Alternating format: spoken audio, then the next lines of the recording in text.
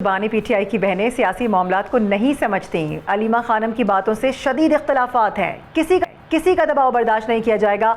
ये सब कुछ कह रहे हैं कि पीटीआई रहनुमा सलमान अकरम राजा की जानिब से बताया गया है। उनका स्टेटमेंट है जिनका सबर अलीमा खानम के सियासी मामलात में मुदाखलत पर जवाब दे रहा है। सलमान अकरम राजा का कहना है कि सियासत को तजुर्बेकार लोग ही समझते हैं, वही लोग जिनके कई साल पर मुहित सियासी तजुर्बे हैं।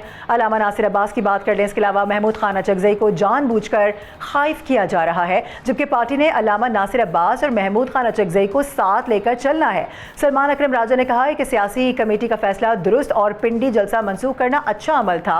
हमने पाकिस्तान की खातिर फैसले किए हैं।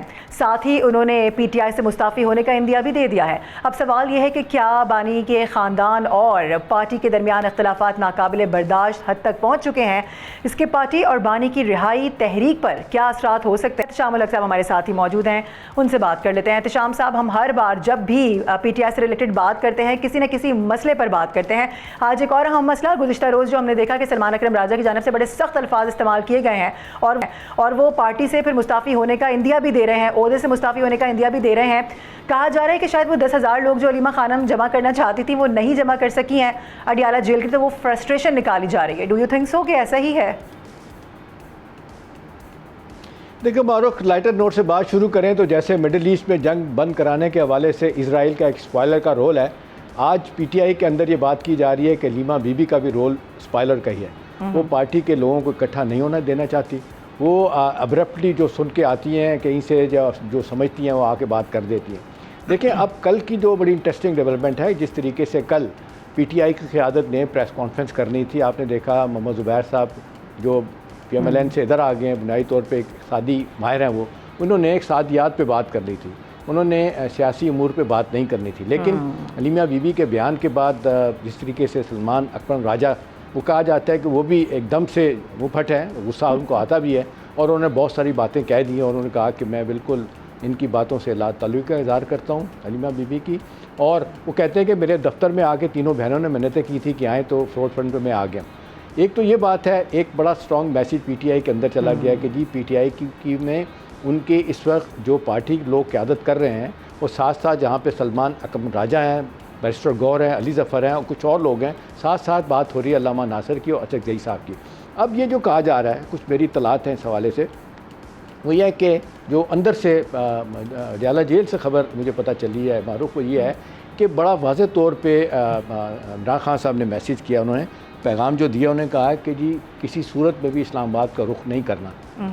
मार्क बाई वर्ड मारूफ, कि किसी सूरत में भी इस्लामाबाद का रुख नहीं करना। वो देखें आजकल के बदलते औलाद में जो इस वक्त पाकिस्तान इस्लामाबाद पूरी दुनिया का महवर बना हुआ है, कि मतलब वो बड़ा वाज़ेह तौर पे कह रहे हैं कि इस वक्त दुनिया में सूरत हाल बन रही है, पाकिस्तान का सफारती सतह पे, पॉलिटिकल सतह पे मिलिटरी जो एक मुकाम बन रहा है उसको ख़राब ना किया जाए। तो अच्छी बात है कि इमरान खान खुद कह रहे हैं, जिनको कहा जा रहा था कि कुछ अरसे के लिए वो खामोश हो जाएं। दूसरा, उन्होंने ये एक और पैगाम कहा जा रहा है कि जो बैरिस्टर गौर को दिया है, अपने सलमान अकरम राजा को दिया है बानी पीटीआई ने, कि आप किसी भी सूरत में अलीमा बीवी के दबाव में आके कोई फ़ैसला ना करें।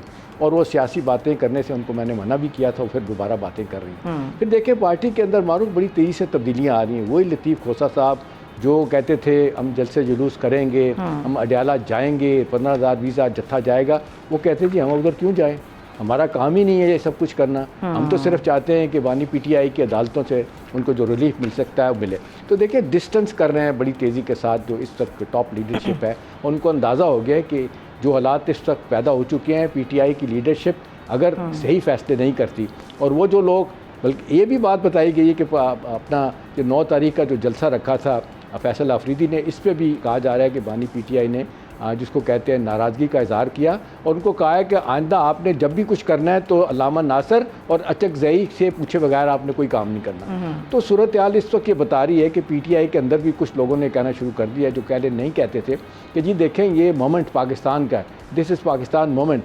पाकिस्तान अगर दुनिया में एक ज़बरदस्त तरीके से अपनी प्राइड तेज़ी से अपनी ऊपर लेके जा रहा है और पाकिस्तान की सिविल और मिलिट्री क़यादत पे आज सारी दुनिया एतमाद कर रही है, मिडिल ईस्ट का नक्शा जब बदलने जा रहा है उसमें पाकिस्तान का एक बढ़ता हुआ रोल है, हिंदुस्तान को, इजराइल को बड़ी तकलीफ़ है। ऐसे में पार्टी के अंदर से अपोजिशन पार्टियों की तरफ से इस तरह के बयानात आना बिल्कुल ठीक नहीं। तो देखिए बड़ी बुरे तरीके से पीटीआई साइडलाइन हो रही है।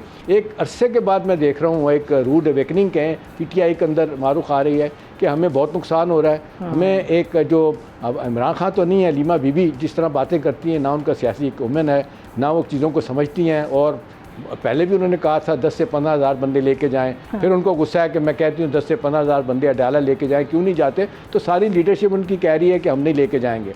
तो मुझे लग रहा है कि अब कहीं ना कहीं वो सेंस प्रेवल पीटीआई के अंदर भी कर रही है कि टाइमिंग बड़ी इंपॉर्टेंट है। इस वक्त हमें इस तरह की कोई बात नहीं करनी चाहिए।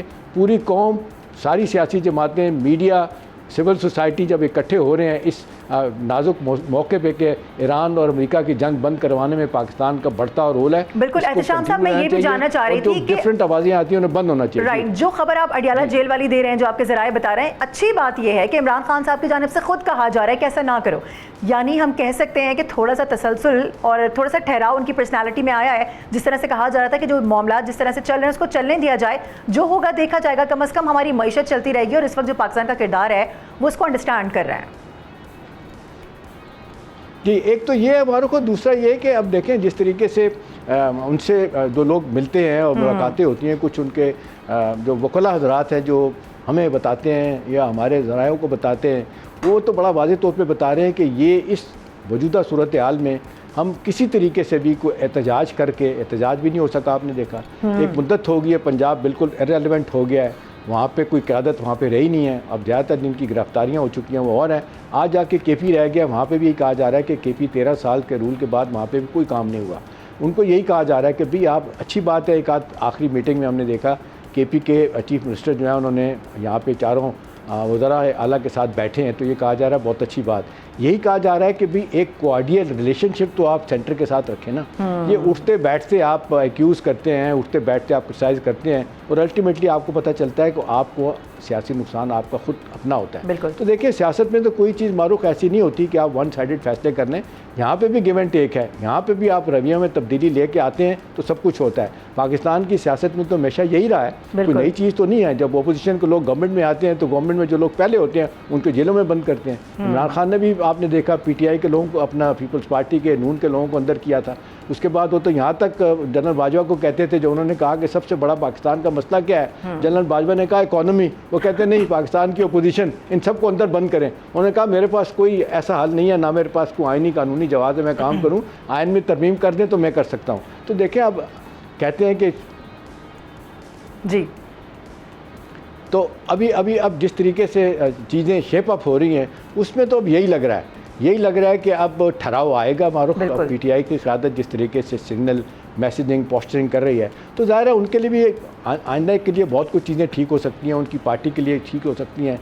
आप ख़ुद कहते हैं कि जी हमारे 52,000 बंदे अभी भी जेलों में हैं और 22,000 हमारे क्या कहते हैं, नहीं 52,000 FIR हैं और 22,000 लोग हमारे अभी जेलों में पड़े हुए हैं। हाँ। इसमें एग्जेजरेशन हो सकती है, लेकिन असल बात यह है कि मुश्किलात तो उनके लिए भी हैं। जब आप सियासी तौर पे आप फैसला कर लेते हैं कि जी आपने टेक ऑन करना है फेडरल गवर्नमेंट को, अदारों को, तो ज़ाहिर है उसके नताइज भी ख़तरनाक निकलते हैं। तो मेरा ख्याल है अगर ये सॉरी करके मारूफ अपने रवैयों में तब्दीली लेके आते हैं तो डेफिनेटली मेरा ख्याल है उनके लिए भी कोई अच्छी खबरें आ सकती हैं। सब्सक्राइब करें और बेल दबाएं ताकि कोई खबर रह न जाए।